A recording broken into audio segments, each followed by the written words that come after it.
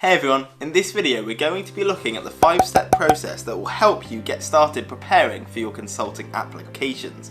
For each of them, I'll tell you how to do the step and what resources are helpful, and I'll also be scoring them 1 out of 5 on how difficult they are to get started on. So if you don't know me, my name's Henry, I'm an incoming BCG consultant, and here at the Consulting Axis, our mission is to help you align your future in consulting and beyond. So if you want to do that, then consider subscribing.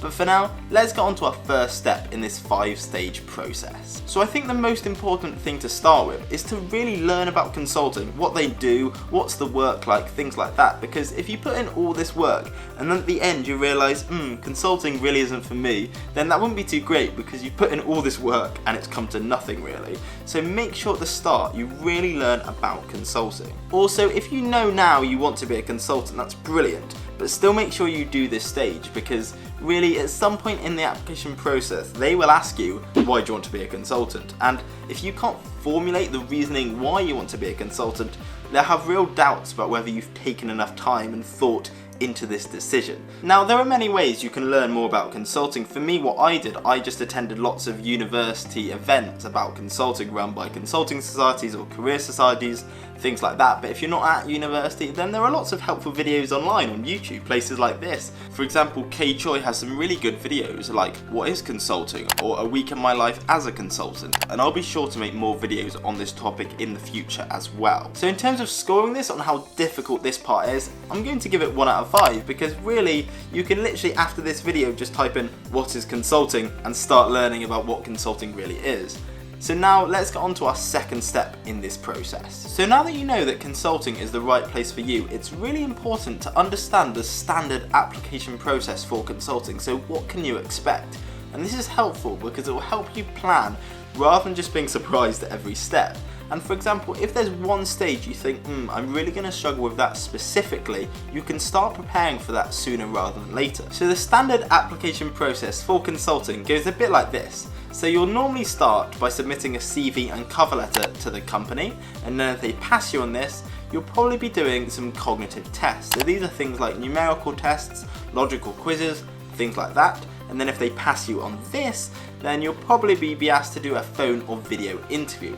And finally, if you pass that, then you'll be invited to in-person interviews. And these are almost always case interviews for consulting. So in terms of rating this stage, I'll probably give it 1 out of 5 again. I mean, it probably should be 0 out of 5 because I've just told you what it is, but different companies might have different processes, and therefore you might want to research companies up individually. So now, let's go on to our third step in this process. So this step is to research consulting companies and find the ones that you like and would want to apply to. And I think the most important thing here is to not be too picky. When you're just starting out, you need to focus on quantity rather than quality. And I'm not saying just throw out any old consulting application that is not good at all.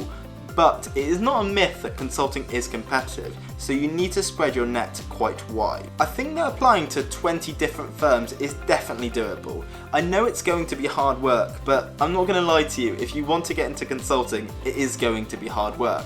And I've linked an article in the description that is just a long list of consulting companies. So if you want to research some consulting companies, I'd definitely start off there. I know that some of you might just be focused on a couple of consulting firms, but don't get into the trap of only applying to these because you're going to make mistakes. For me, I made loads of mistakes in different application processes.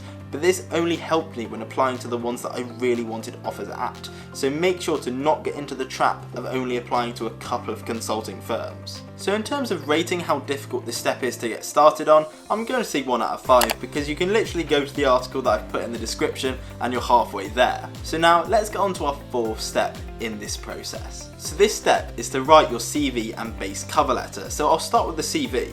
This is really important because it's the first thing they'll see in your application and you don't want to flop at the first hurdle. And there are many places you can get good CV advice. For example, at university, I'm sure you'll have a careers advisor or a consulting society that will give you some good advice. But also on YouTube, there's loads of videos on how to make a good CV, and I'll be making a video and actually reviewing my CV when I applied to BCG, so make sure to subscribe so you don't miss that. Now, as for the base cover letter, why do I call it a base cover letter? So for me, consulting cover letters should be broken down into 3 parts.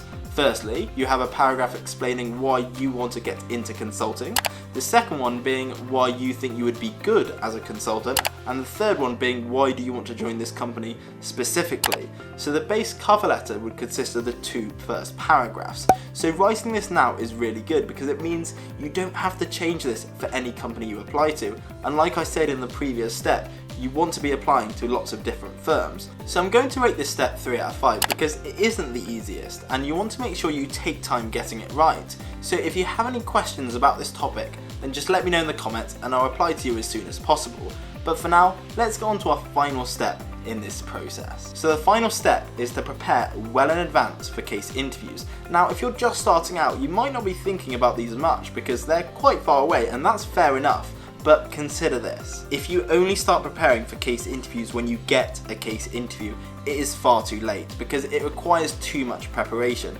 For example, for me, I prepared for at least 4 months for my case interviews. I'm not saying I did this day in, day out, but what I'm trying to say is that it still took me quite a lot of time. So in terms of preparing for case interviews, then I know I might be slightly biased, but I created a really good online course which will teach you everything you need to know about case interviews, but condensed into around 2.5 hours, so you don't need to spend 4 months like I did. And you can normally find this for around £15 or $15. Now, if you don't want to spend this money, then that's absolutely fine. I didn't when I was applying, but if you do want to save some time, then I think this is a very good low-cost option compared to alternatives. So now for the ranking. I'd probably say this is around 4 out of 5 because it is by far the hardest part of the application process, but don't get disheartened by this.